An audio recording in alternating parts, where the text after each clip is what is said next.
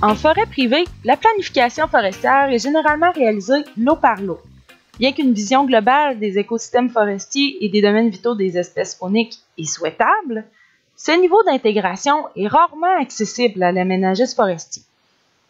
Afin de faciliter l'ouverture à cette perspective, autant pour les propriétaires que les professionnels, l'Agence régionale de mise en valeur des forêts privées de la Chaudière a développé le portail Agir Forêt-Faune. Par cette série de vidéos tutoriels, je vais vous faire découvrir les fonctionnalités de cet outil. Le portail Agir Forêt-Faune est une application web qui comprend essentiellement une cartographie dynamique et un module d'analyse qui vous permet de générer un rapport complet et spécifique pour un lot donné. Ce rapport soulève tous les éléments forêt-faune qui concernent une propriété et il vous propose des textes et des cartes qui permettent l'interprétation des données intégrées au portail. Pour avoir accès à ce rapport, vous devrez détenir un accès sécurisé au portail et c'est réservé aux professionnels qui en font la demande. Vous en apprendrez plus sur le rapport détaillé pour un lot dans la vidéo 3 de cette série tutoriel. Pour accéder au portail Agir Forêt-Faune, vous devez vous rendre sur notre site internet au www.arfpc.ca. Vous y trouverez l'icône du portail Agir sur lequel vous pouvez cliquer.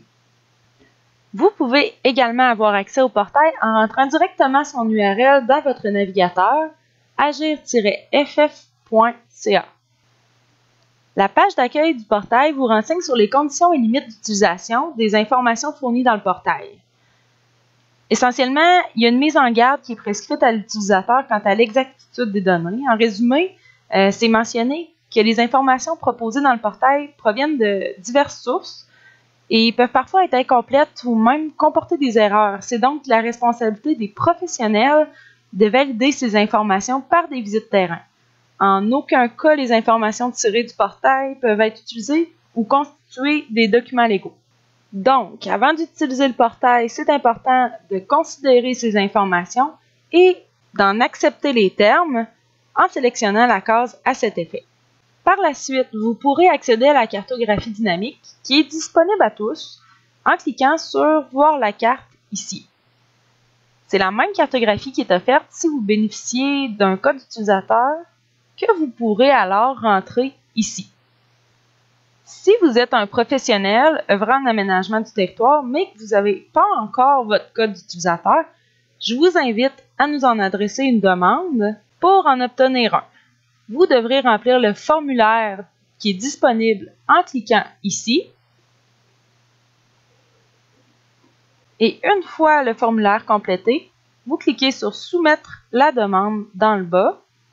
Votre demande va être reçue par l'administrateur du système qui va la traiter et vous fournir les informations nécessaires dans les 48 prochaines heures au maximum. Vous allez ainsi obtenir le nom d'utilisateur et le mot de passe qui est utile pour avoir accès aux informations un peu plus poussées du portail. Dans le prochain tutoriel, je vais vous montrer comment utiliser la cartographie dynamique à son plein potentiel.